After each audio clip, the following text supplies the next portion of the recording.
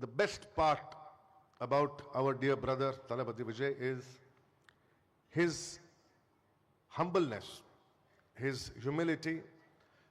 See, there is a difference here. Boss and leader. Boss is different and leader is different.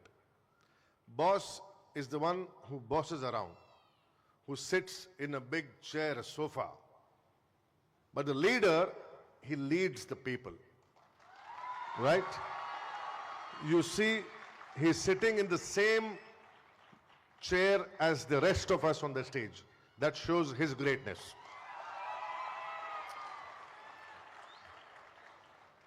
யோசித்து பார்த்தீர்கள் என்றால் ஒரு சில சமயங்களிலே இளைஞர்களாகிய உங்களை எல்லாம் சொல்கிறார்கள், நீங்கள் எதற்காக ஏன் இப்படி எல்லா இடங்களுக்கும் ஓடுகிறீர்கள் என்றெல்லாம் கேட்கிறார்கள்.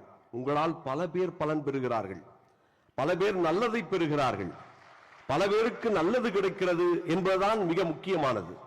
எனவே ஒரு தலைமை பொறுப்புக்கு வருகின்ற போது அந்த தலைமைத்துவம் என்பது பிறந்ததற்கான ஒரு காரணத்தையும் அந்த பிறப்பிலிருந்து பல பேருக்கு உதவி செய்யக்கூடிய ஒரு வாய்ப்பையும் வழங்குகிறது என்பதுதான் இந்த கிறிஸ்து பிறப்பு விழா நமக்கு சொல்லுகிறது.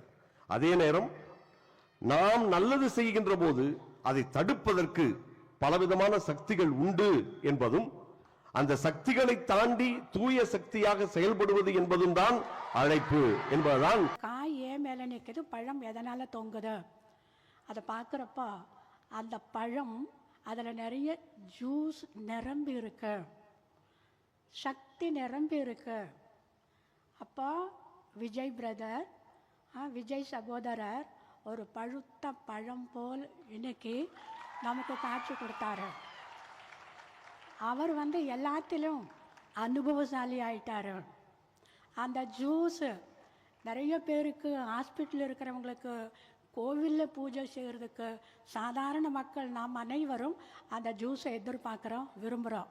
அந்த மாதிரி தனக்குள்ள நிறைய விஷயங்களை அவர் நிரப்பி வச்சது இந்த மேடையில் நம்மால் அந்த பழுத்த பழம் தொங்குறது போல அந்த ஒரு பணிவுத்தன்மை நம்மால் பார்க்க முடிஞ்சது. சகோதரரே, இன்னும் இறைவன் உங்களுக்கு அந்த பழுத்த பழத்திற்கு இன்னும் சக்தியை கொடுத்து அநேக ஆத்மாக்களுடைய, அநேக சகோதர சகோதரிகளுடைய மனதை வெல்வதற்கான, வெற்றி அடைவதற்கான அந்த சக்தியை உங்களுக்கு கொடுக்க போகிறாரு. குடல வழியில் உபயோகப்படுத்துகிறப்ப நிச்சயமாக நம்முடைய விஜய் சகோதரருக்கு ஒரு கை இல்லை, ரெண்டு கை இல்லை. இன்னைக்கு எல்லோருமே இந்த ரெண்டு கைகளை பார்க்குறீங்களா? கிடையவே கிடையாது. நீங்கள் அனைவரும் அவருக்கு 1000 கரங்களாக, 1000 புஜங்களாக நீங்கள் எல்லோருமே நீங்கள் இருக்கிறீங்க. ஒரு கரம், ரெண்டு கரத்தின் மூலமாக நிறைய காரியங்களை செய்யக்கூடிய அந்த ஒரு சக்தி இறைவன் கொடுத்துருக்காருங்கிறப்ப 1000 புஜங்கள் அவருக்கு சேர்றப்போ அவரால் என்ன செய்ய முடியாது. அவருடைய மனதினுடைய எண்ணம் இந்த சமுதாயத்தில் அமைதி, ஒற்றுமை, சமத்துவத்தை, அன்பை கொண்டு வரணும். நிச்சயமாக இறைவன் அதை நிறைவேற்றுவார். இன்னைக்கு நம்ம அனைவரும் நம்முடைய விஜய் சகோதரருக்காக ஒரு நிமிஷம் எல்லாம் வல்ல இறைவன், சர்வசக்திவான், ஜோதி ஸ்வரூபமான அந்த பரம்பொருளை ஒரு நிமிஷம் நினைக்கலாம். ஒரு நிமிஷம் எல்லோருமே தன்னை ஆத்மா அப்படின்னு நினச்சிக்கிட்டு, நான் ஆத்மா, சர்வசக்திமான், இறைவனுடைய குழந்தை அப்படின்னு நினச்சிக்கிட்டு இந்த சங்கல்பம் வைக்கலாம். இறைவா, இந்த சகோதர ஆத்மாவுக்கு அவருடைய மனதினுடைய எல்லா விதமான எண்ணங்களையும் நிச்சயமாக நீ பூர்த்தி செய்வாய்.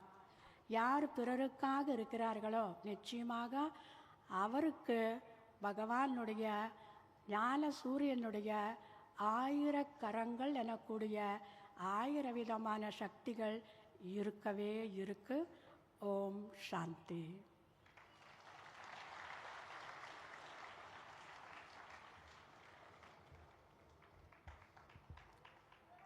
பிரமித்து போனோம். நீங்கள் எங்க பக்கத்துல வந்து எங்களுக்கு பொன்னாடை போர்த்தி எங்களை கௌரவப்படுத்துகிற ஒரு தாழ்மையான ஒரு தலைவர், ஒரு உண்மையான தலைவர், எங்கள் அன்பு தளபதி விஜய் ஐயா அவர்கள் நிச்சயமாய் இந்த தமிழகத்தை ஆளதான் போகிறார். அவர் நிச்சயமாய் தமிழகத்தை ஆளுவார் என்று ஆண்டவரும் இரட்சகருமாகிய இயேசு கிறிஸ்துவின் ஈடு இணையற்ற நாமத்தினாலே ஆசீர்வதிக்கிறேன்.